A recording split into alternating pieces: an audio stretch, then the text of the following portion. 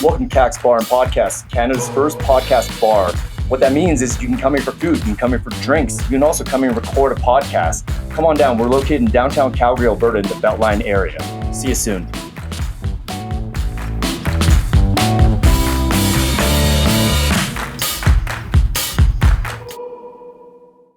And we're rolling. I'm here today with Jill Johnson. Yes. Jill Johnson. She is the owner of Bitter Sisters Brewery. Now it's called Bitter Sisters because there's two owners, or yeah, my sister and I. Okay. Who's your sister again? My sister is Tracy Johnson. Tracy Johnson. Okay, why is she not here then? She was supposed to be here, but ducked out at the last minute. Well, we have a little bit of a big to do tomorrow. We're going out with one of our staff. It's our 10-year anniversary for working for us. So we have a big dinner. Congrats, by the way. Oh, 10-year anniversary for him working with for you. her working for us. We're going out for like a big dinner downtown, and she was like, downtown 2 days in a row, like that's crazy. Yeah. It's because we're old. Yeah. Okay. Well, I'm like teeing you up then for tomorrow by having you drink the night before. Who knows when? I'm 4 years younger than her, so I can do it. Oh, okay. Sweet. So Bitter Sisters Brewery is located on McLeod Trail, and it's the old Trapp and Gill and the old Studio 82 for people who aren't familiar with it. There's a lot of history, in the bar scene in Calgary, and I'm sure when I say Trapp and Gill, like a lot of people that used to go to Trapp and Gill are going to be like, "Hey, I didn't know that place," and things like that. Yeah, a lot of history with Trapp and Gill, and a lot of history with that Studio 82 building. Yeah, exactly. Like it was a single screen theater back in the day. But Jill, let's start from the beginning. Take me through your origin story here. Like where are you from? Like how'd you get into? Like just take me through the beginning. Like where are you from? A little bit of your bio, but then how you chose to get into owning your own bars and breweries, things like that. Well, I have to say I would have to thank my sister a lot on that part, or my mother. I don't know. I graduated university and. University of Calgary, or I'm from Thunder Bay originally, I went to university in Ottawa. I went to Carleton, and then finished at Lakehead University in Thunder Bay. But I traveled a lot. I took a year off and worked in the UK, and then I backpacked all around Europe for a year, and then I came back and finished my degree, and then I went backpacking to New Zealand and Australia. What was your degree in? Political science and law. Okay. I wanted to go to law school. Okay. But continue. And I went to backpacking in Australia, and it was supposed to be a year, which turned into like a little bit more than 2. Uh-huh. And my sister had gone to university in Nova Scotia at St. Mary's, and then had moved to Vancouver because Vancouver was like the hot spot in like whatever that was, like 1997 or something. Vancouver was huge. Is your sister close in age? She is 4 years older. Okay. So we're pretty close. Okay. We were not close as children. We've kind of gotten close over now after being business partners for 25 years. Oh, now you guys are tight. After so anyway, my sister was opening the Trapp and Gill in Vancouver, and I was living in Australia, already overstaying my visa. And my mom called me and was like, your sister is opening a bar in Vancouver and she has no idea what she's doing. And my sister didn't have a lot of restaurant bar experience, but I had been working in restaurants and bars forever. How did she even open one then? She had no... So we had she had a business partner that she had met in university in Halifax. And they opened, because Vancouver at that time was like the hot spot for everybody to move, but it was like the opposite of Halifax. Halifax is full of great bars then, but no great restaurants. And Vancouver was the opposite. It was full of amazing restaurants, but no great bars. So they decided to open mid-90s. Yeah, it would be late 90s. Late 90s. Okay, cool. So I was living in Australia, really happy. Kind of got deported. Anyways, my mother called me and said, you have got to move home and help your sister open this bar in Vancouver. Okay, sorry. I paused for a sec. Like, so your mom calls you, who has been like just winging life in Australia, to be like, I need you to come be an adult and help your sister run a Yes. bar. And I was literally delaying adulthood for as long as humanly possible. And you like, yeah, like, so what's your mom's logic there? It's like, I'm gonna call my beach bum daughter Yes. to come save my other daughter from opening So a bar, then never having opened a bar. my mom called my sister and was like, your sister, me, has no direction and no job possibilities. So you have to give her a job and bring her home from Australia. Okay, never mind. So I understand more now what's going on. Your mom. So I used thought that I as an was excuse. doing my sister a giant favor, and my sister thought she was doing me a giant favor. It really was all the manipulation from your mom to get you on track in life, per se. Yes. Okay, tricky mom. I know, but it worked very well. Okay, and we didn't figure it out for congratulations. years later. We got in a giant fight, and I was like, I left Australia to come help you because you don't know what the hell you're doing. And she's like, I had an ongoing business, and you came and joined it because I felt bad for my little sister. We had this huge thing, and then we all figured out it was like my mom being the puppeteer behind it all. Anyways, it all worked out in the end. I did not jive well with Vancouver. Okay. That's some great momming, by the way. That was some great momming. That's some. So she knew you so well. She's like, yeah, I'll let Jill hang out in Australia for as long as she needs until I see fit, and then boom, master manipulation tactic there. All right. And then, so we both thought we were doing the other a huge favor. Yeah. And I hadn't even probably spoken to my sister in about 5 years. Even weirder. Yeah. And then we just, So now you went from Australia to Vancouver. And so I went from Australia, went to Thunder Bay, where I'm from, and then me and my mom drove to Vancouver. And she dropped me off in Vancouver with my sister and was like, I gotta ask, answer if you will or not, or tell me shut up. Where was Dad in the whole picture here? Oh yeah, Dad's in there. Oh my God, he helped us like refurbish half the bars. He was like all in. Okay. Co-signed stuff. Wow. He was the bomb. Okay. Sweet. He's also a self-employed entrepreneur. Okay. Sweet. Yeah. But anyway, so we started in Vancouver. Well, she had already an ongoing Trapp and Gill. It was called the Newfie Trapp and Gill. It was literally called Newfie Trapp and Gill? The Newfie Tap and Grill. And then the Vancouver Liquor Board was very strict. And we did not have the right kind of license to have tap in the name. So then the word Newfie in the name. So they switched it to Trapp and Gill. Okay. Because you couldn't have tap in the name. That was it? Like, I thought, well, maybe I'm thinking too modern times now. Because like you couldn't call something like Chinesey Bar and Grill. You know what I mean? Like, let alone Newfie. Yeah, but anyway, I don't know. And then so once the Tap and Grill, so you couldn't call it that because we didn't have a liquor forward license. We had BC in those days were very archaic. So you had to have not only a meal to order a drink, but you had to have a carbohydrate, a protein, and a vegetable. This is in BC? This is in BC. What? Wow. Because we had a restaurant license, but we were kind of running as a pub.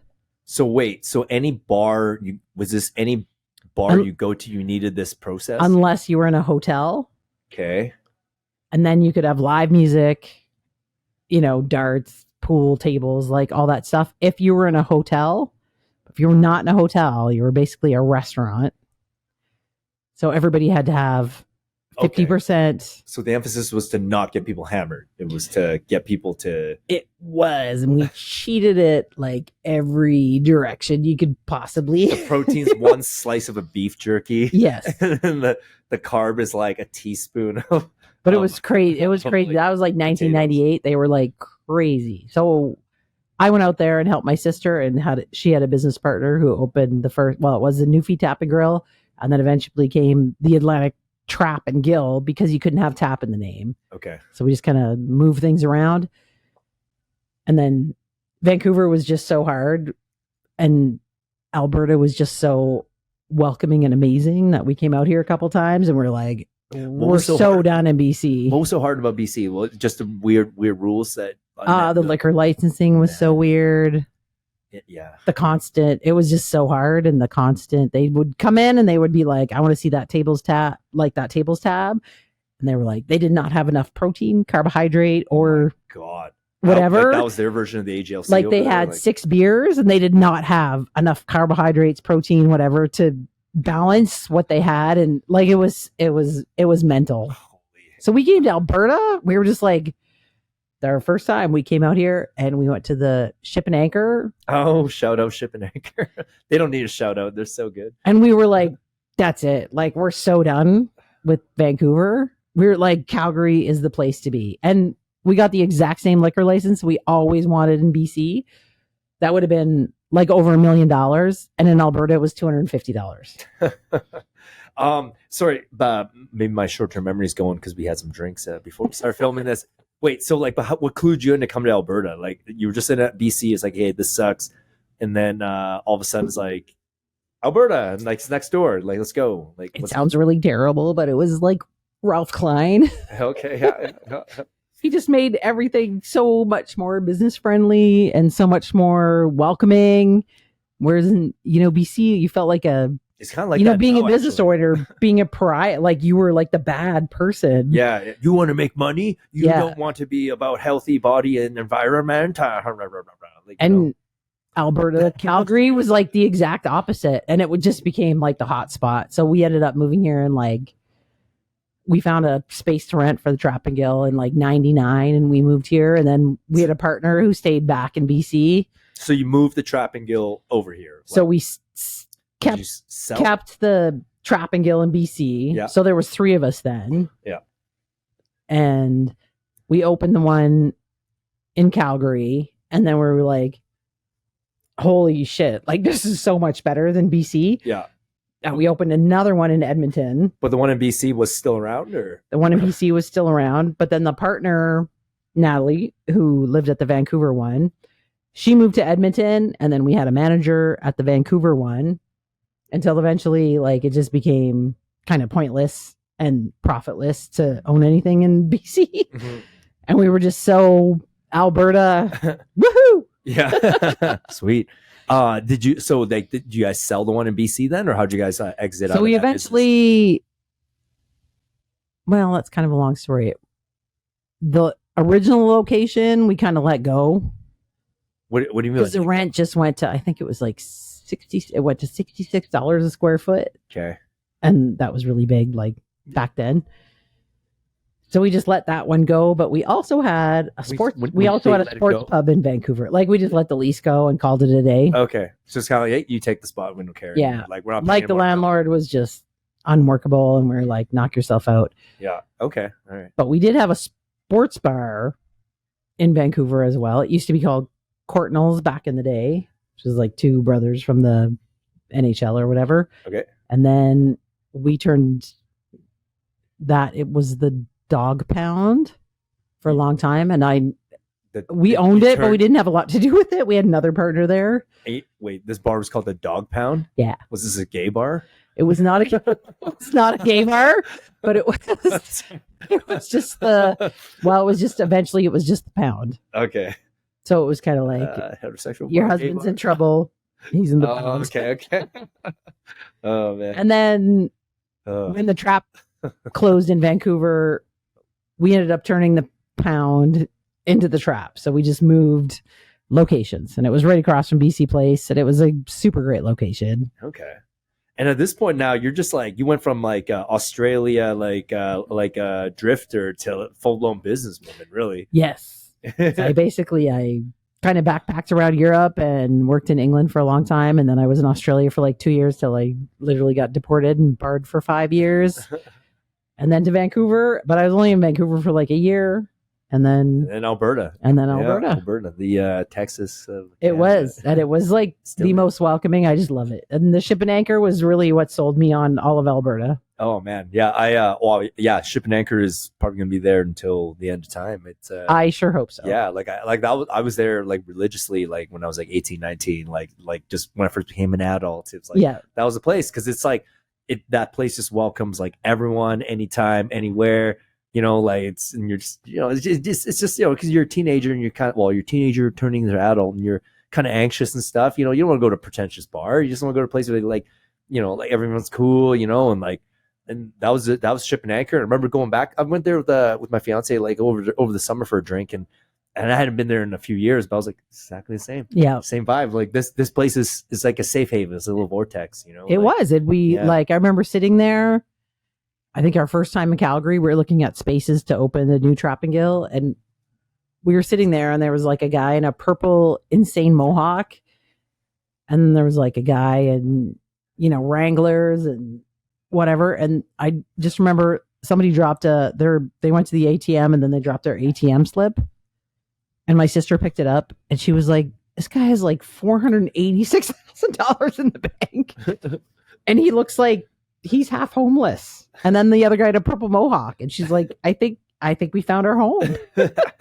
He is not pretentious. He is not. And I found, that was a long time ago.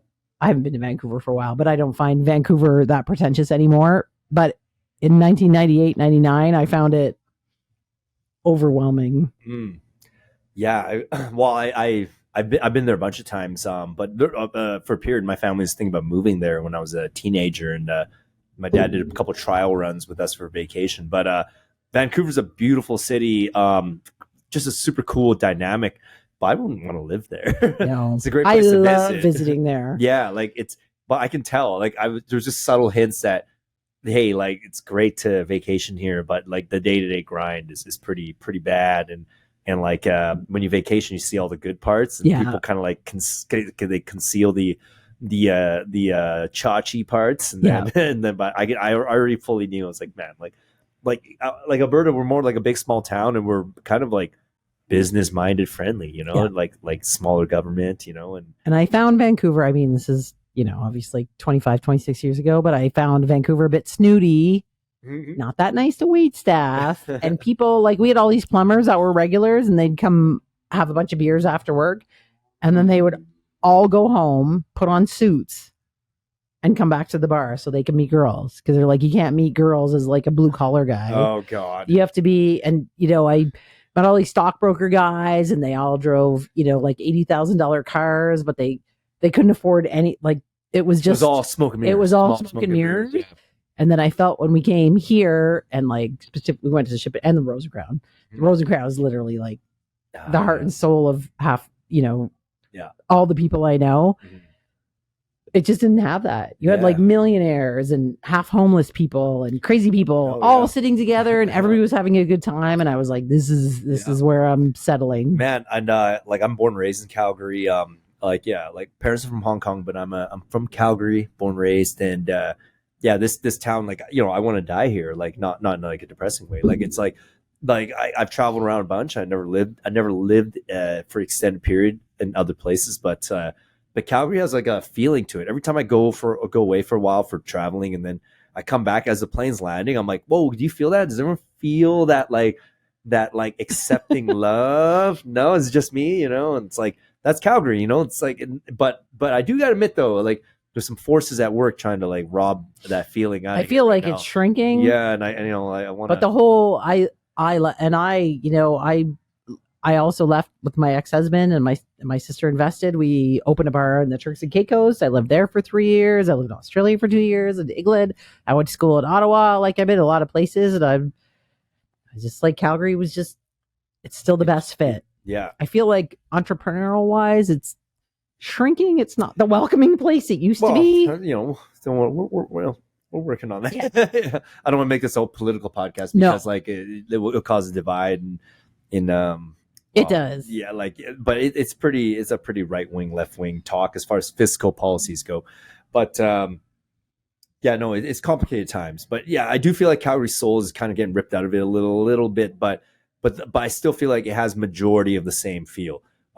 It's almost like and you see all the people that are moving here. I mean, it's it's insane. Like the interprovincial migration, and I'm like, that's Calgary, because Calgary's like. Yeah, this is going to turn a political podcast. No, but I think Calgary, more.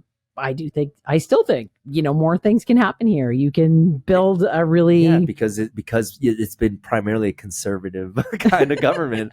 Oh no, we went there. Like, now it's kind of trying to squeeze its way out. But I have friends that like hate like conservative movement stuff and right wing thinking, and and again, I keep explaining, I'm not necessarily 100% on right or left, but when it comes fiscally, I'm like left-wing people don't respect money, so they don't get how it works. And I would say I'm very similar. I wouldn't consider myself, well, I'm probably more tilting right these days, but I'm very fiscally conservative, but very socially liberal. Bingo. And I think that's the great thing about Canada. I was like, you help the people who can't help themselves. And I'm like, that's a very important part of being Canadian. I also think you don't have to spend insane amounts of money to do like cuckoo thing, like some of that government stuff drives me nuts. So and man, like we did open up a can of worms I here. know. But I'm like, one of my favorite, I loved Paul Martin. He was he's a liberal. He was a very fiscally conservative prime minister. I think he's one of the best prime ministers ever. Yeah. The guy we have right now is an idiot. I'll be more scared if you can find more people who don't think he is that way. Yeah. I'm more scared that there's so many Canadians who would elect him, and if they reelected him, no, he's a I gotta go. He's a minority government. No, man. Man, who knows? Who knows how this podcast will perform now? But no, but I don't know. Like it's like in history, this has happened many times. Like it's like, and I'm not just saying Canada. I mean, like worldwide. Like this thought process is a commonality between just how the human race divides its resources. Like when you hit a certain peak, you're like, do we share this method or do we still, award people who work harder, take destiny to their own hands. It's a never-ending argument. It will never get solved in one human's lifespan. It's going to continue. It'll continue to traverse. Unless we get better, I don't know what how to necessarily do that without the help of alien help, some kind of intervention along those lines. And my sister's like a very well-known, I wouldn't say extreme right wing, but she's pretty right wing. But she is extremely socially liberal. So I think people pick up on the wrong things. I'm like, she is very fiscally conservative. It's just nobody likes to waste money. And watching, the governor general spent $71,000 on limousines. They don't think money's real. I know. They think, and I'm like, we just magically bail it out. And it's like, no, don't you understand this system has come into existence so that we're not walking around beating each other with sticks to try to get what we need. It's like this manufactured, it's not real per se, but it's this thing that makes sense if we respect it. But at the end of the day, it's energy transfer. That's what money is. And it's like, but the way everything's been shaping up and going now, it's like it's been abused and corrupted. And I think it's disrespecting taxpayers' money. Where I think I would never, of course, I wouldn't be an elected official, but if I did, I would just be like, every dollar I spend is taxpayer. Like, it's a lack of respect for taxpayer money. Oh yeah, and I'm like, these are hardworking. And then they create middle class people. They create little magical rules to just bail out any situation that they think is doesn't make sense. But then they don't realize, well, unless you revamp the entire system, which you don't sound like you have a better system to advertise per se. It's like it just compounds more problems down the line within our existing system, like hence inflation, like printing magic money out of thin air, devaluing money.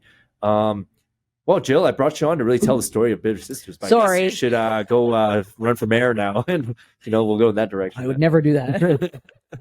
Hey, where do we leave off in your biography, though? We kind of segue into. So we had the Trapp and Gill on 38th and McLeod for like 15 and a half years, and we had some hideous landlords at the end and no heat, and ended up leaving and moving to the Studio 82 building, who the landlord there is still the original family that built it as a movie theater. Wow. And interviewed about like 30 different companies that wanted to move into that building. Like, you mean the family descendants? Yes. So it was the daughter. So her father built it as a movie theater. And then the daughter ran the concession and everything. And now she's like in her late 60s and the owner of the building. But the original father's still around? No, he died. Okay. Yeah, that's when I was a bit like. But she kind of takes care of everything. And then she had such a bad experience with not, Studio 82, because I think Studio 82, the movie theater, did really good. And then Studio 82, the sports bar, did really well for many years. And then I think when the Rusty Cage took over, and I think they had like a lot of business changes in a short amount of time, and then she had a really hard time with businesses coming and going. And then so to get new tenants, she did like a very intensive interview process, and we were like about one of, I don't know, like 20 or 30, like she interviewed, and then she ended up just really taking a shine to me and my sister. So we ended up getting that space. Sweet. Very good. Very good. So right now the wait, so how did it transform from Trapp and Gill to Bitter Sisters then? So so your landlord took a liking to you and your sister, for whatever reasons, like you can really... So she came to the old Trapp many times and we had many conversations, and then she ended up leasing us, the Studio 82 space. Classic case of it's who you know, not what you know. I know. And I think she's like us. She's like very small business person. You just get a feel for people. These are the people you want to partner with in life. Yeah. You know what I mean? Like old school. And she liked us and we liked her. And she has been, we've been there for almost 10 years in that building. Half is the Trapp and Gill, half is Bitter Sisters. She was really nice to us in COVID. Like she's been extremely understanding, and we've had a great partnership. And I think lots of people did not have that in COVID or don't have that kind of relationship with their landlord. But we're all kind of old school. And anyways, the Trapp was we had a couple good years. Like we had great 15 years on McLeod Trail, and then we moved to the new place and we had a great few years. And then it's sad, but live music was kind of not you know what I mean? It's a my age person kind of pursuit. And no, we do live music here. Really? Yeah. We do it on Tuesday nights and after Flames home games. We were kind of dying, and live music was such a huge expense. It just didn't kind of pay for itself anymore. Yeah. I didn't need to, we had a cover charge, and I'm like, the cover charge just had to pay for the band. Or come close to it even. Yeah. But we were just bleeding money by the end. And by then, we were, I was in my 40s. I have 3 kids. Like my life is not staying up till 4 o'clock in the morning at a nightclub with a live band. And yeah. We kind of wanted something more suited to our lifestyle. And we actually had a friend who really wanted to open a brewery. And we were like, holy moly. We were kind of thinking of throwing the keys away at this point. So we signed a 10-year lease for the Trapp and Gill and shut it after about 4.5 years there. And then we were trying to convince our friend who wanted to open a brewery that this would be the greatest location for a brewery ever. Yeah. And we're like, where the stage is, you would put all the brewery and then we just kept going on. And he was super interested. And then eventually he just kind of was like, not for me. And then we had sold him so much on it that we were like, well, I'm doing it because at this point, I think it's like a friggin' great idea. And I was like, it's like your neighborhood brew pub, like brewery. Yeah. It's becoming the new thing now, replacing the neighborhood pub or whatever. Yeah. Your neighborhood brewery. Literally every district has a brewery. Like literally it's kind of like every, say, I don't know, like whatever community you're in, say you're in, Beddington in the Northwest or like I don't know, like Hawkwood in Northwest. I'm thinking of the Northwest community. Aspen in the Southwest is like, then you have a brewery there that brews beer for your entire community. Like, like I've noticed that in Calgary. It's like it's like kind of interesting like that. And it's been like that, like in BC for a long time. And we're like kind of, so anyways, the guy we were trying to like make take over our lease so we could kind of jump out. I was thinking I applied to be a postman, like deliver letters. I was like, wow, it's got a really good pension. It's steady Eddie. I just need something for the next 10 years to get me through. And then we decided, we do one last kind of kick at the can and do one big expenditure. And I don't know. We just were convinced it was like, I was like, it's just a great neighborhood to be in. And that neighborhood has been so supportive and so nice to us. And it's been great. I mean, we have a great brewer. We have an amazing chef. It's just been okay. I mean, COVID was obviously kick in the gut for everyone. Yeah. Like I gotta ask, like as an entrepreneur, like what kind of lessons have you learned along the way? Like what I mean by that is like everyone who ever they hear that word entrepreneur, they think it's this fancy schmancy, like, oh my God, I'm off to the promised lands. Like, bye peasants, I'm like, oh, this gold, I don't even need half of this. It's like, yeah, like, cause that seems to be, whenever you even talk about, hey, I'm going to be an entrepreneur, it's like, you see this weird look in people's eyes, kind of like, oh, you think you're better than us, hey? And like, I know I never actually had that. Like, I've always supported my friends who are entrepreneurs. I never thought I'd actually be one. Like, I just like, it's just this idea of a podcast bar was too juicy that I was like, I gotta do it. No one else is doing it. Like, this is gonna bite me if I in my conscience if I don't. No, do it. good for you. I think that's like exactly. It's so hard because restaurants and bar, they just fail so consistently. But I think when you have it in your head that you're like, this cannot fail. Oh, and you go all in. I don't necessarily even know if that was a thought. My thought was like, unless I have another clear vision that will propel me to life of luxury, whatever, I was like, well, I'm probably just going to work a job like everyone else that I'm mediocrely into, like, because it's literally like a scale. Like 10 out of 10 is the thing you really want to do, and then you start, okay, I didn't do that, then I'll go 9, then I go 8, then I go 7, then I go 6, until like your misery hits at 4 or less. You're doing something you hate to do, but you do it because so you can have a roof over your head.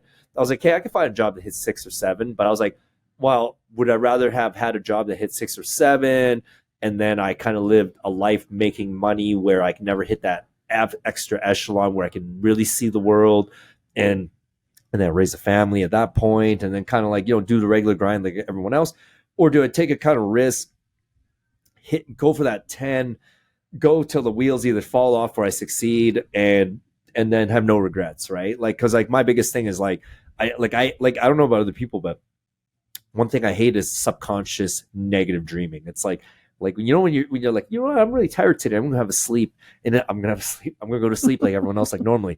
But when you go to sleep, you wake up with a fucking nightmare. And it's like that's like, I don't have like the same kind of nightmare since I started this, because it's like because that was always just weird regret thoughts going in my brain. I'm like, I don't want to live like that either, No. and I don't know, and I'm kind of crafty and savvy, so like, like I know I'll land on my feet no matter what I do, because at the end of the day, it's all fictional. It's like what I mean by that is like, do you want to see $1 million in your bank, or like, or what if you had negative $1 million in your bank, but you still lived like you had $1 million in your bank, because just the way you balance your money situation out and pivoted and this and that, it's like, isn't your quality of life kind of the same? It's just you managing that weird attachment to that number, or it's like, do you kind of know what I'm saying? It's like I kind of think like getting older now that I kind of think, people don't regret the things they've done. They regret the things they haven't done. Oh yeah, probably. So when me and Tracy talked about this, I was like, this is it. Like, this is all our money. We're not big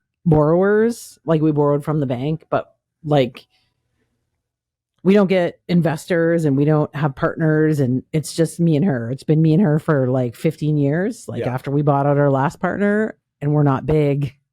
We're very skeptical and very bitter. So we just do things like on our own. Yeah. And we were like, you know what? We're all in. Yeah. We're all in. We'll roll the dice one more time. Yeah. And if it takes, it takes. And if it doesn't take, and then that's why I was talking about the post office job. I was like, well, I think I could deliver mail. And then, well, they used to get a really good pension. I think they've cut that down now, but we talked about lots of things, and I was like, you know what? We went all in. It wasn't great timing, but I don't regret it, but I don't know if I'll ever, become financially woo from everything, but I would have always regretted not doing it. Yeah. Oh yeah. Yeah. Like, I mean, so essentially, like, like I'm the same mindset as you. Like, you had no choice. It would have eaten you alive if you didn't. Yeah. Do it. And, but what I'm trying to say was like, with my previous theory, to piggyback off of what you said was, think of it this way. Back in the day, imagine money didn't exist. All in just meant like, hey, I'm hungry. You hungry? Okay. There's a fucking wild pig out there. Do you have tools? I don't have tools. Like, okay, I have a rock. What do you have? I got nothing. Well, there's two of us. We got a rock. Do we just sit here and starve, or do we go for it and try to beat up that pig and kill it and eat, right? And then it's like, wow, let's go all in, as in we have the rock. Like, it's not like there's money. It's like, it's the same thing. Like, you just do. And now and then to compare that to real life existence here, it's like I actually have the same quality life before I started the business. It's not like I don't eat any less or do anything less. It's just how do I manage that fiction in my head? And but the numbers as far, no, those things have fluctuated wildly. But but there seems like there's always like an answer or like a method, or like at the end of the day, it's like you don't go to jail for trying to be an entrepreneur. You could just fail and go super broke, but then you can always pivot, and because at the end of the day, like as expensive as things get, like I've come to realize, like the magic number is $30 a day as of this economy. $30 a day is what it takes to feed you. That's it. 3 meals, $30 a day. Eating cheap, eating kind of cheap, eating not even like fasting for a bit. So if you could figure out $30 a day, whether it's even through credit, debt, having cash, like sharking someone in a game of pool, I don't know, like you can live. So like otherwise, and then if you get the food, then you'll have enough energy to figure out where to sleep. And like, it's this weird kind of like subtractive mechanism thinking while I expand for like the big dice roll. And I think like before we opened the brewery, it was like a huge chunk of my life savings, like equity from my house. Like I did the whole deal, and I was like, I'm totally all in, and I was totally fine with that. I had a year of backup savings to get me through like the year of, turmoil of your first year of business, and then we were open for 32 days, and then it was COVID. So we paid full rent. So we renovated, like we shut the Trapp in mid-July and ripped it apart for 9 months, paid full rent, full utilities, full everything for 9 months, opened in February, and we're shut down 32 days later. How'd you survive that? Was it, you guys do? It was just grind, like it was cheer, absolutely, it was probably the worst. Like getting divorced was like horrific, but that was probably the most stressed out I've ever been. Oh, I bet. It was horrible. Oh yeah. Like literally. I have 3 kids. Yeah. So eventually when I qualified for CERB, I got it, but I'm like, I have 2, CERB does nothing. I have 3 kids. CERB, my mortgage is $1,300 a month. I got $2,000 a month. I'm like, I can't feed anybody, but CERB was more money than that's the most money I've made to date. Yeah. Like still now. So I was on salary at the Trapp for, the Trapp was kind of swirling the bowl. So I think I had a $45,000 a year salary when the Trapp called it a day in July 2019. And that is still today, my last paycheck. Yeah. So my last paycheck, I raised 3 kids on my own, was in July of 2019. Yeah, but Jill, that's what I'm trying to get at.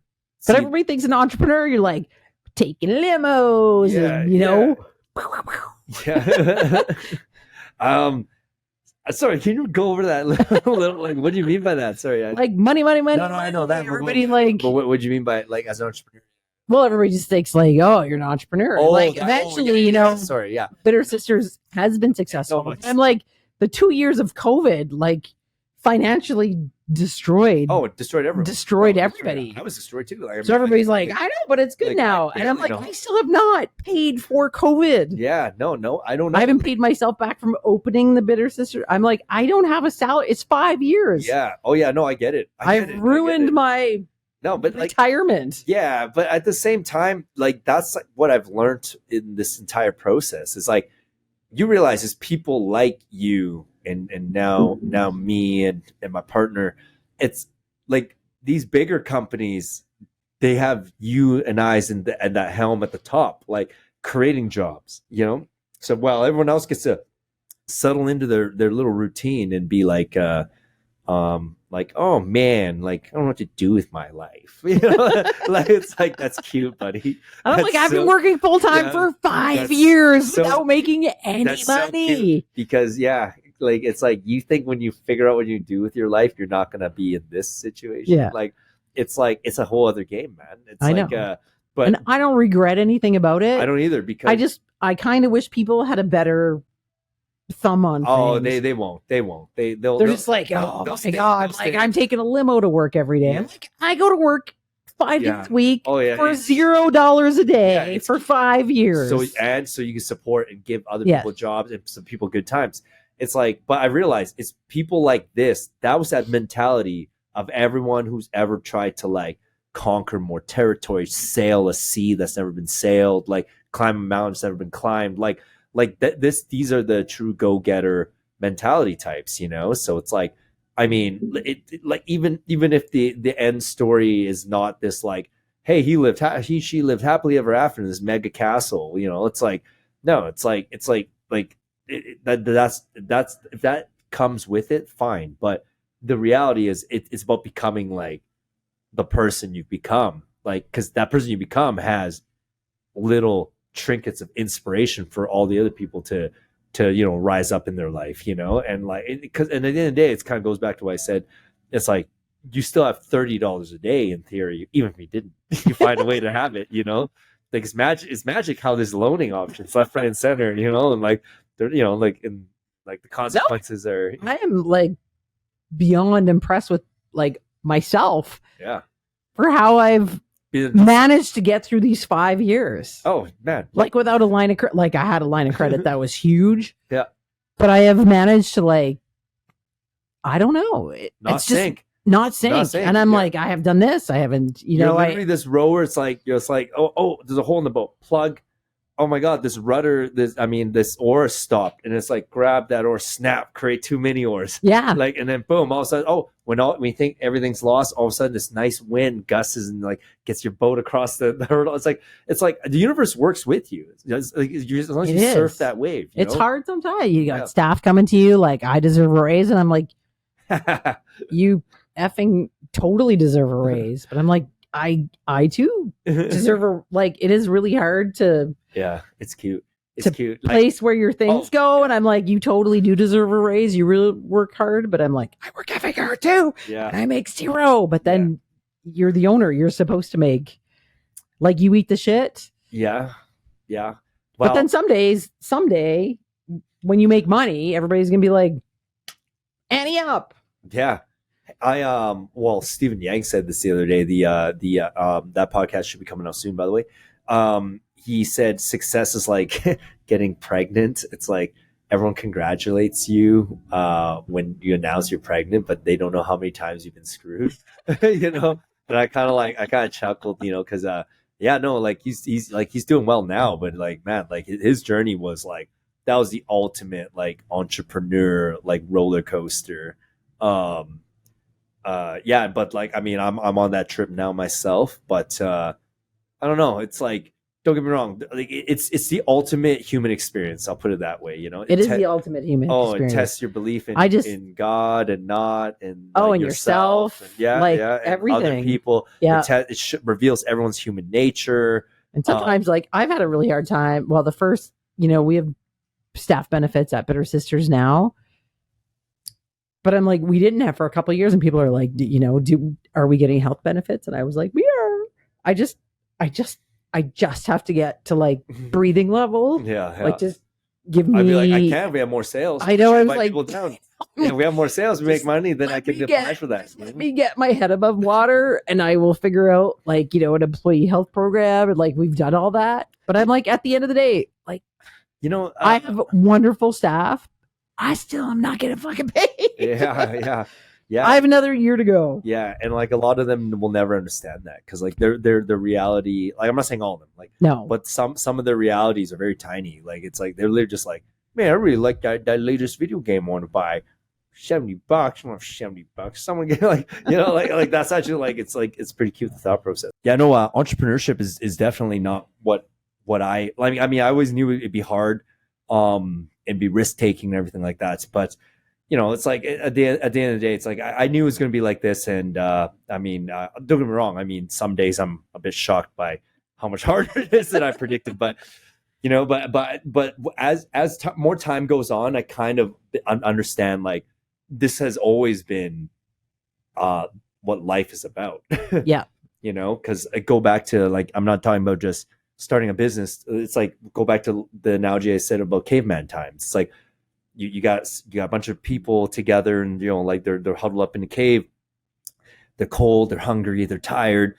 And it's like, hey, well, all the resources are out there.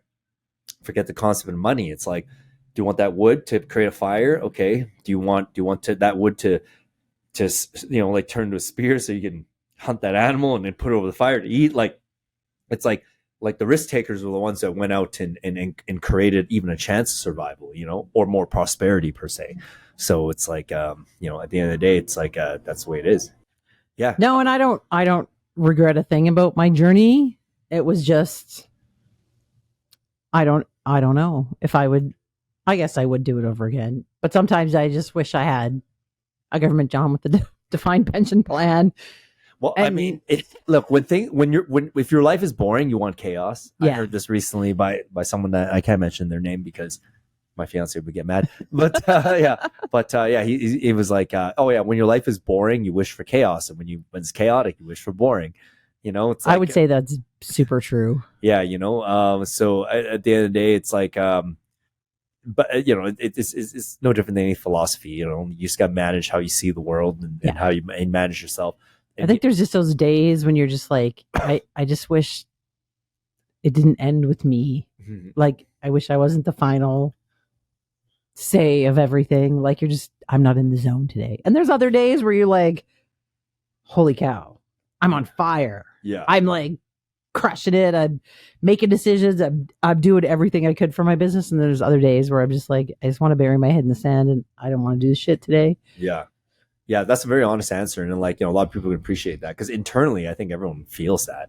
It's just obviously like, how do you show up though? Right. It's like, I don't know, I'm a huge, like, I think I was telling you out there, like, I'm a huge, like, MMA fanatic, right? It's like, I guarantee you every one of those fighters right before they walk through that curtain, they don't know if they want to go through that.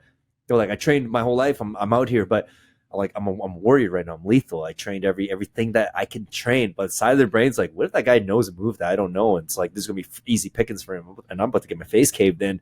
It's like, he's like, no.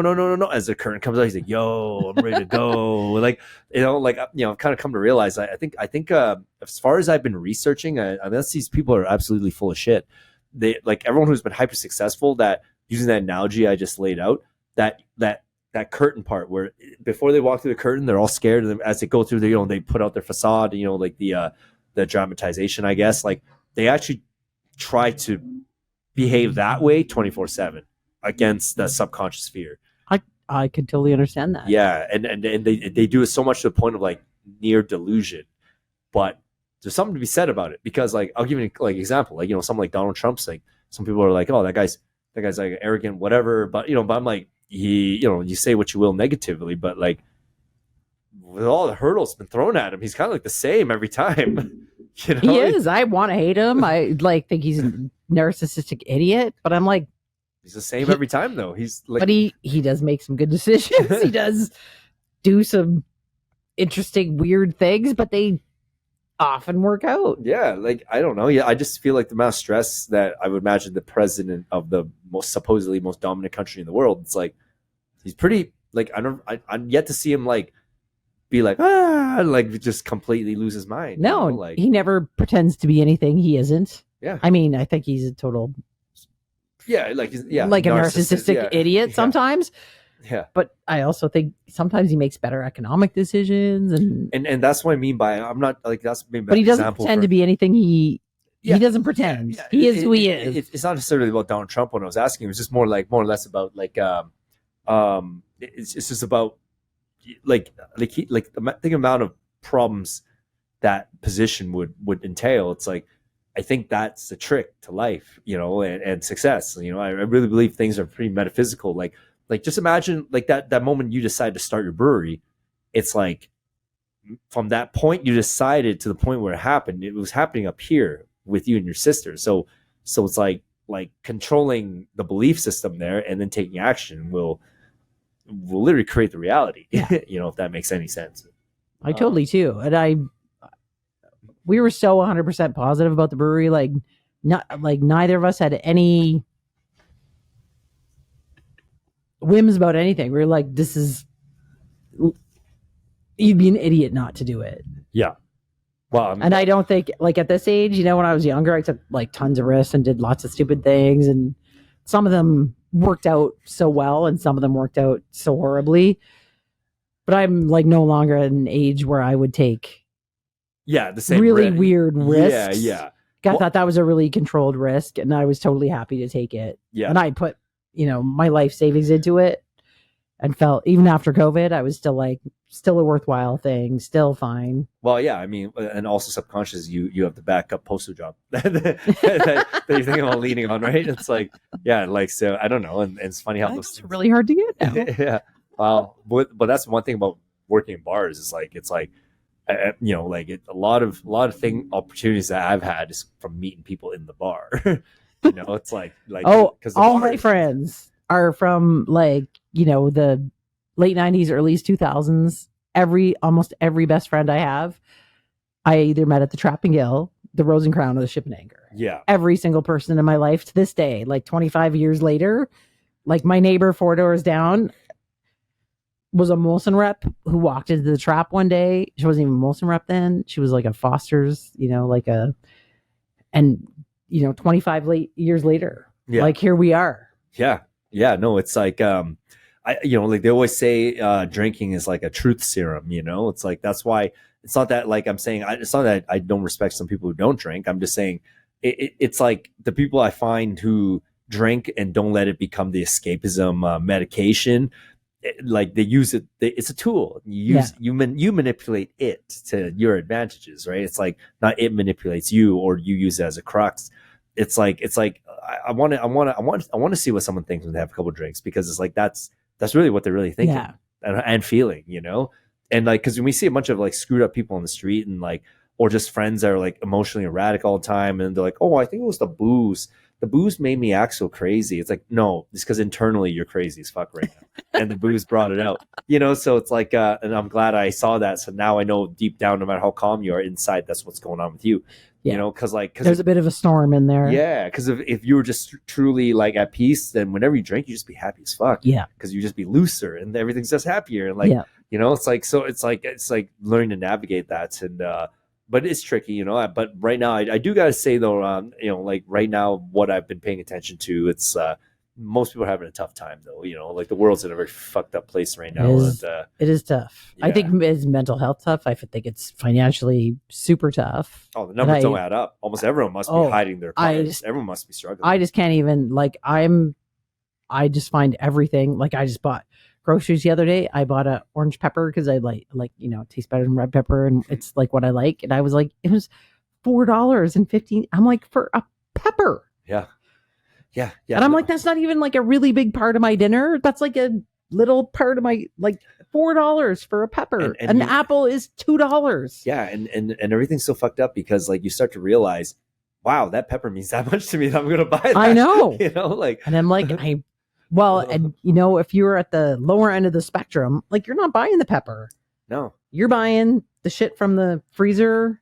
Yeah. You're buying the processed garbage. Like, I think it's just going in it's strange because like, you very bizarre, like a terrible direction. Well, you know, like you'll meet some girls, like, you know, they'll tell you like, you know what, I do OnlyFans. And you're like, it's because you want that pepper. You know, it's like, you know, like the server money didn't make it anymore. You want that pepper that bad. I do. And I have servers with like degrees and things, and they're just like, I can't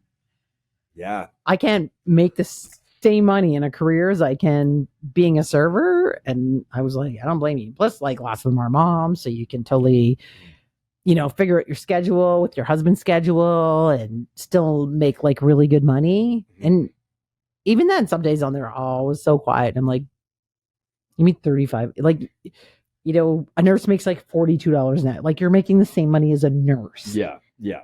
Yeah. Certain nights of the week for sure. Well, you know, like, and some nights like triple that. I know. Like, some nights I'm like, you made more this week than I did this month. Yeah, like I'm a little bit younger than you, but I also caught the tail end of like the glory days of the bar game. Like, because when I was 18, 19, I bartended in nightclubs, and well, no, I was bartending in nightclubs from 18, I was 24, but some of the money you made back then was like insanity. Oh, it was like insanity. Insane. But they say easy come, easy go. Yeah. It was a real thing, you know, like that, but that's why, you know, when I reflect on that period of my life too, I'm like, no regrets. Like, when it was fun, it was stupid fun. It was stupid fun. I remember going like you know, in like the 2000s, I was like 26, 27, going out with my staff who was my age. Yeah. And you know, they made $400 that night. Yeah. And we would go out, we would spend $400, like nobody cared. Yeah. And it was easy. And I was just like, we just kept Calgary's economy just going. Yeah. But those, like, nobody can spend like that anymore. Nobody can live like that anymore. No, those days are over. And everybody was like, "Oh, the myth of the $100,000 waitress," and I'm like, it's probably a myth now, but it wasn't then. No, and I don't know, it could come back. It's just like, because like it's just key industry, like it's that kind of money making for a tertiary industry, I think is the term, which is like the one that supports the main one. Like it's just a reflection of how human beings like react when they come into like an exorbitant extra resources. It's like, I know people say like you feel it more if you pay cash, and I'm like, I think in that era, like you felt it more if you put it on a card. Like if it was cash, it went in and it went out. Yeah. And you never expected it to stay. Yeah. It's meant to do stuff money. Yeah. Adventure money. Almost, it was like fun money. Yeah. And like, but those are some of the best times, man. It's like, they were great times. But I feel like, I don't know. I feel like we can get back there if well, the end goal is to always get back there. Yeah. Like, cause like what was better than that? You might have some spiritual guy being like, oh, meditate under a mountain and getting enlightenment. I'm like, true. Like, don't get me wrong. I think at the end, maybe that is the goal, but maybe when your body's withered away, but while you can still like have sensory experiences. I don't know. I have a spiritual friend who would just kill me for what I just said there. Like, I think back in I still think we do now. Like, but back in those days, like I had waitresses who had kids and they're like, I can't come in my babysitter. And I was like, I'm a great bartender, but I'm a terrible waitress. And I'd be like, I will watch your kid if you go to work. Yeah. Because I can't do what like you do. Yeah. Yeah. When we were such a community unto ourselves. Yeah. And everybody helped out everybody. And if I was screwed in childcare, like somebody would help out me. And it just, everybody looked out. It was a really nice, it was a community piece of time, and everybody made really good money. And then now it's still there, but it's harder. Yeah. It's less often and only for the fewer ones, I guess, but I don't know, like right now, but I do remind myself, and and I don't know what you think about what I'm about to say, but this isn't just the hospitality industry. The entire economy is kind of fucked up. Oh, right now. I think like, well, I just had a wine tasting today, and my wine rep is just like everywhere I go. It's just everybody is singing the blues. I'm scared about people going under. It's not happy times. No, it's weird. And the weird part is this has happened in society and history over and over and over, many times over. Like the Great Depression, like the French Revolution, Chinese Revolution. It's like boom bust all the time. Just shows human nature. But I feel like this one though was a kind of like an intentional fuck up. It seems, I find things so weird. Like we haven't put our prices up in like 2 years. We've just been eating cost shit forever. So we're putting it, and I'm like, I can't believe that I would own a bar where a pint costs $9. Yeah. Like it makes me want to vomit. Yeah, yeah. But I can't own a bar and not charge $9 anymore. Yeah, it's like sick. Yeah.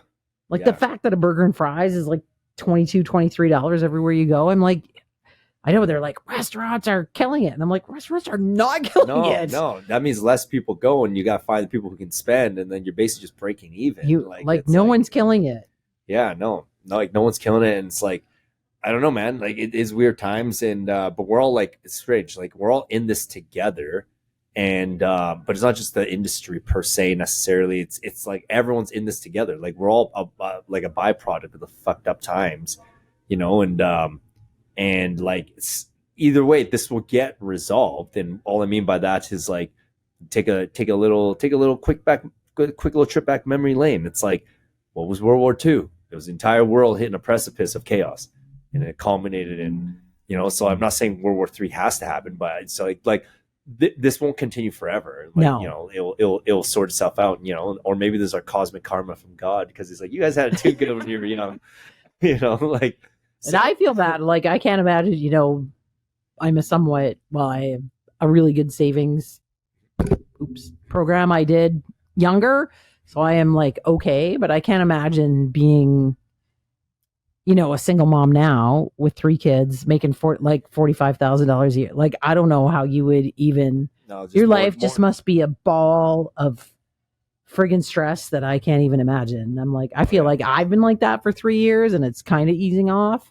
So I can't imagine if you work at Tim Hortons or something and you're raising kids, and I can't even fathom the stress that you're under. Yeah. Well, or just culture changes, right? Like what I mean by that is like maybe like you're going to see like groups of friends grouped together in one condo, you know what I mean? Yeah. Designed for like with one, I mean, like there's a lot of, well, there's some people that I know that are, like, from India and stuff, they're talking about 9 people sleeping in a 600 square foot place with one bathroom, like, cause they're immigrating over here, going to school, this and that. Like, you're just going to see people adapt. And, it's just no different than what I said, about it's just go back in time before money was invented. It's the same amount of risk.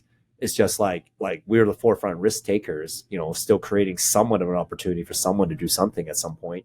And I love that. Like I have a guy he's on a student work visa right now. So we're just trying to figure out how to extend it or whatever, because it's up in August. But like, goddamn, if he's one of the best employees I've ever had in like 20 years, he's probably my top 5. He's 22, the hardest working guy. Like I'd do anything for him. He'll come in, anybody's sick, he's in. He lives in a 1-bedroom apartment with 5 guys. Yeah. They all go to school. Like they're probably paying international tuition of like $25,000 a year, sending all their money home. And I'm just like, yeah. And just a genuinely amazing person. Yeah. And I'm like, these are the kind of people Canada needs. Oh yeah. Yeah. And you got our guy running our king being like, you know what? They don't care about opportunity making money. They care that you address him by how he wants to be addressed. Like, it's like, no, buddy. I think buddy just wants to make money. But, yeah. And I'm like, this guy is like the epitome of who you. And I always thought like I had a nanny way back, like when I was married and my kids were small. I had a nanny way back in the day. And I always thought that was an amazing immigration program. Because by the time, if you had 2 kids, then like this is like in a very certain period of time. If you had 2 kids, it was actually cheaper to have a live-in nanny than to send 2 kids to daycare. Yeah. And so I ended up getting a live-in. Plus, I work nights and I own a bar, and like regular daycare didn't work for me. So I ended up having a live-in nanny, which was, I was like, this is gonna be really uncomfortable, and I'm like, it was really uncomfortable to live with someone. But the government had this program too. Like after 2 years, they would fast track nannies because they found they were such great citizens. Mm-hmm. And they were. I had 2, and they were. And I remember my friend's nanny ended up marrying a Canadian guy and getting pregnant and would not take mat leave. And she was like, this country has given me so much. I'm not taking money. I'm like, you've been here for 8 years. You've paid into EI. You can totally take mat leave. And she was like, I absolutely refuse.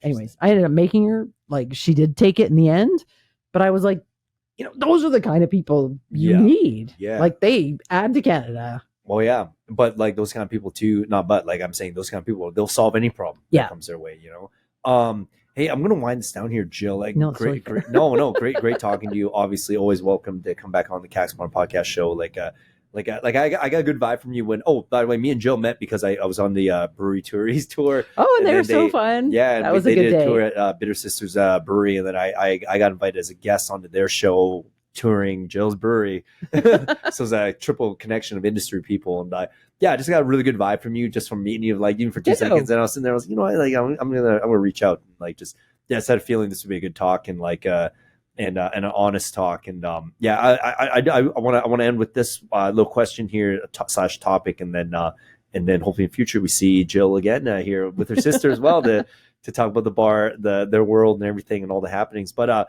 what have you learned about managing stress? Because it sounds like you've managed a lot of stress like over the years, because you went from having a carefree life in Australia, like, to like, now you're just boom, like it's like a whirlwind of like some rewarding problem solving, some just you just got to get it over with, and then some like super good times. I think I have learned a lot, especially like in COVID. I was like, my hair is falling out, like I was beyond stress. Plus, like I'd put my life savings into the brewery and then open and shut, and I was so incredibly stressed. And then I think I just got into like,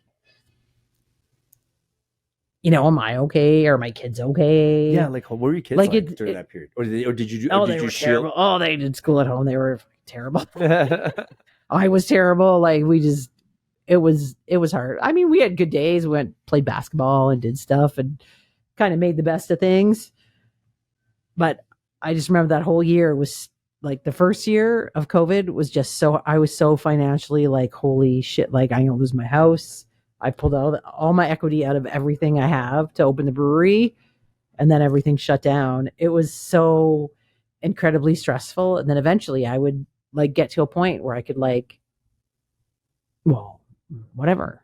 If you lost your house, like your kids are healthy and happy, like I can start over. Like I'm smart.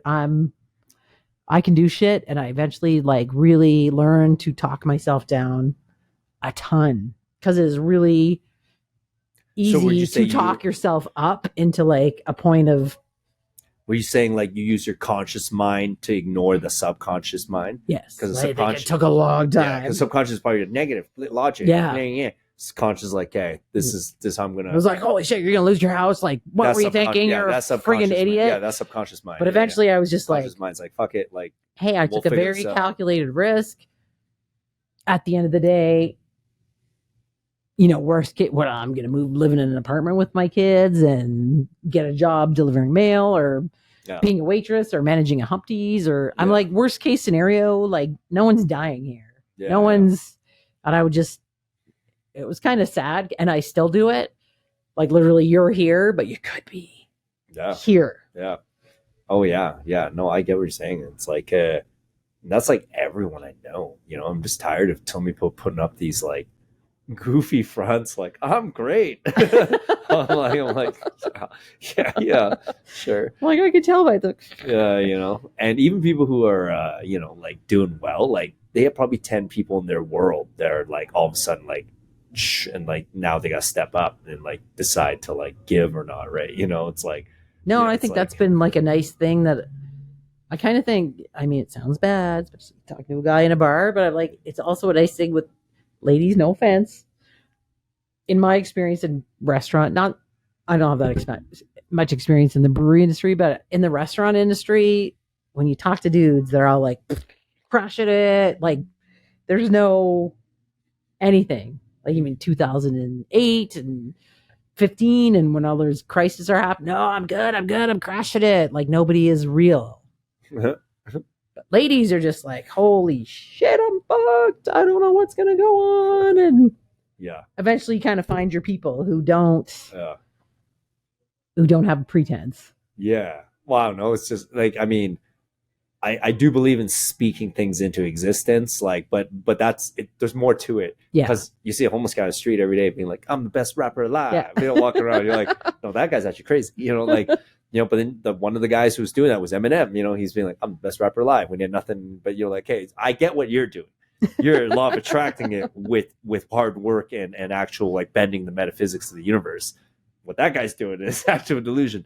So it's like finding like, cause it is a tool. Like you have to talk yourself up to like and you have beyond where you're at. But you have to believe it. And then as the work comes, you do it. Yeah. As simple as that. Like, cause that's how I think it's just a fine line between like kind of being like a pretentious, I freaking nailed it and being like, well, those guys I realize you don't want to admit any failure and but there's a middle. Yeah, that's just some classic male ego pride shit. Because like I guarantee you, like that's the same dude who's like screwing over his friend to like, get $20 to go get a 6-pack of PBR so he can drink in the top and cry when no one's looking. It's like I don't know. It's just male pride bullshit. But I don't know.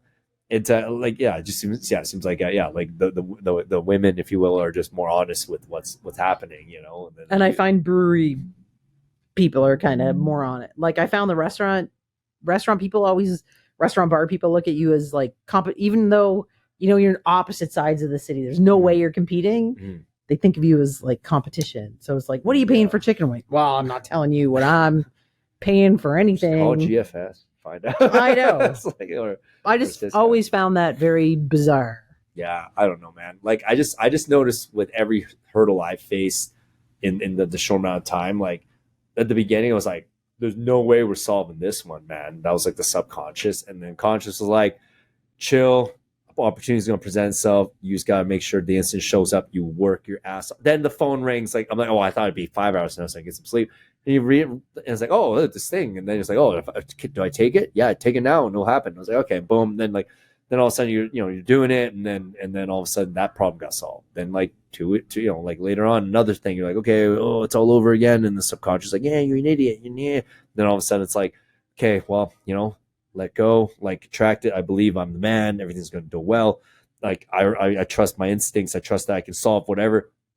And I was like, okay, it's midnight. I'm going to get up at 8 a.m. Boom, like 1 a.m. the call comes again. Okay, I guess I don't get to sleep. Like it's like if you just slept, then you would miss the call. So you take the call, and then the call again was, I don't know, like it literally might be like, Joe Schmo just fucking got $100,000 in their account. They're gonna give you 20 because I was like, oh well, great. I totally agree. Like you just gotta not quit. I spent many years being like very negative, and I'm like, if you spend your time and that energy, that's the energy that comes back to you. I totally agree. It's metaphysical for sure. And I've seen it. Bad things happen every day, so you're like, oh my god, it should be patio season right now. It's snowing, but I'm like, guess what? The snow makes so there'll be less forest fires, so it'll make more patio time. So and I'm like, if you keep things a drought, like it sounds, unicorny, but I'm like, if you keep things positive and high, I find that things stay positive and high. And even if it doesn't like work out the way you want it to, you developed a new tool to handle the fucking problems, right?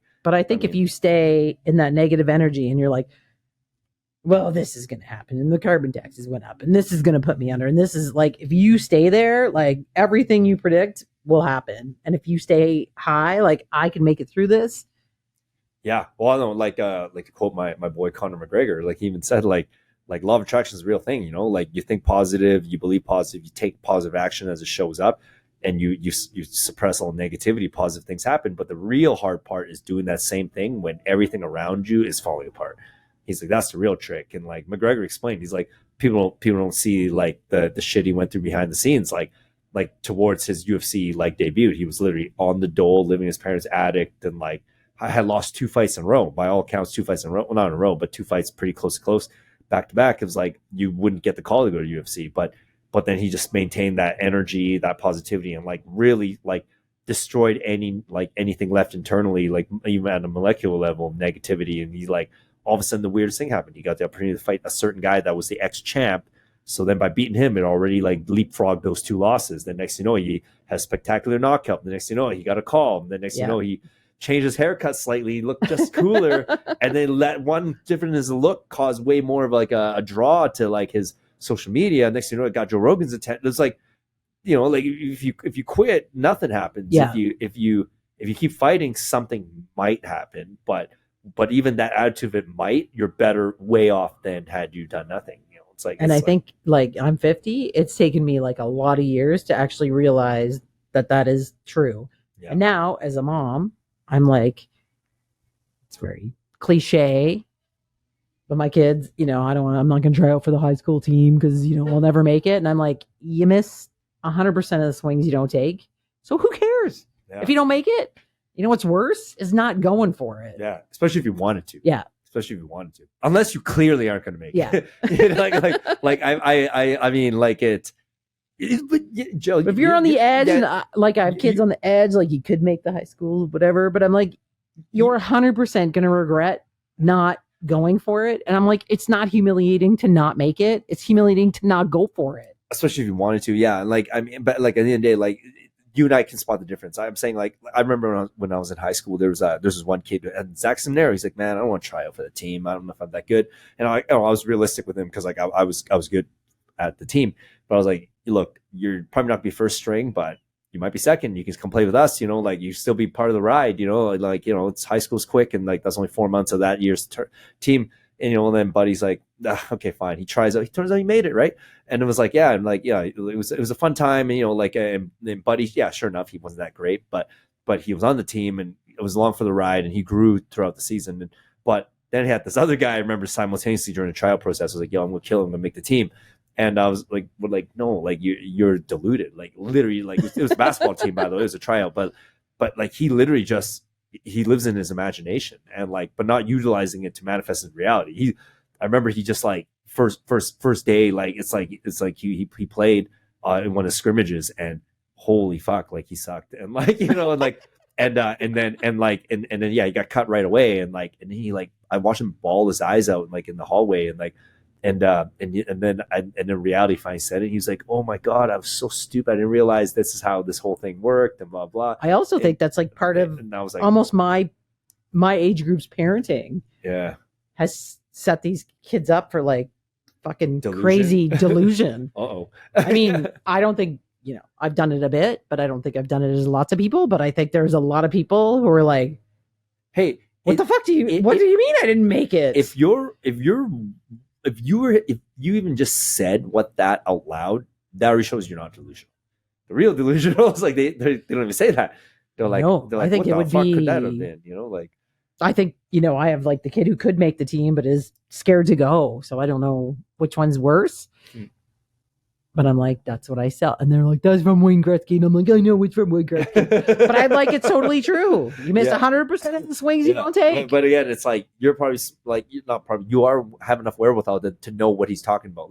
I mean, I like, what was the specific? Was he trying to try out for like a hockey team or like? Well, I have a kid who's a soccer player, and he was going to try out for a school basketball team. Okay. He's a great soccer player, and he's a good basketball player. And he's like, well, it's between me and like 3 kids. Like these kids are all making it for sure. And then there'd be like me and these 3 kids who would all be like kind of 1 out of 4 of us. Yeah. And I was like, wow, I'll go for it. And he didn't go for it. This is for the basketball team? Yeah. Okay. And he's not a basketball player. Okay. But I was like, and now, after he's like, I'm so sad I didn't do it. So I'm like, don't do that again. Yeah.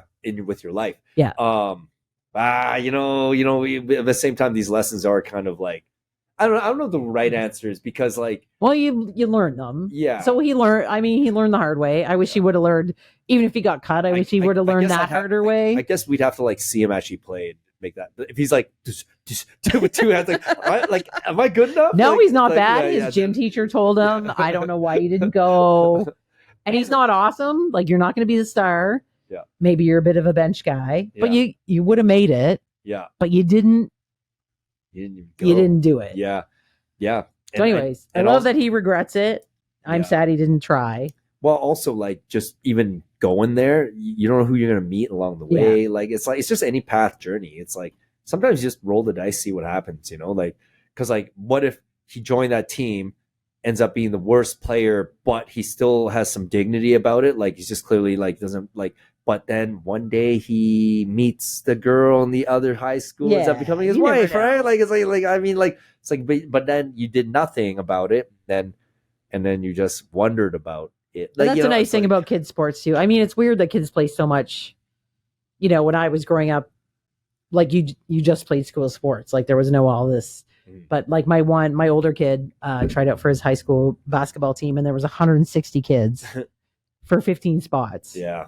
And he's not a tall guy. So, he plays community basketball, but it's weird. None of that existed like when I was a kid, but I love that they all do it. It's a fortune and it's a ton of driving, but I'm like, the shit you learn from sports is irreplaceable. Oh, it's life. Yeah. It is totally life. And I'm like, plus, when you're little, then you go to high school, you're scared to go to high school, so many people from all the sports you played and all the shit. And I mean, you have to get along with people who suck.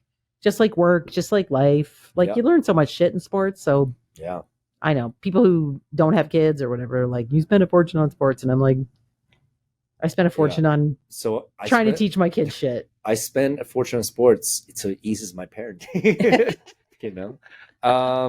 Okay, Jill, great conversation. Super great. Thank you so much for having me. Yeah, no, visit Bitter Sisters Brewery. I'm going to have their Instagram in the show notes there. And from there, you guys can kind of segue over and check out what they're all about. I had a pleasure trying a bunch of their beers. Super good.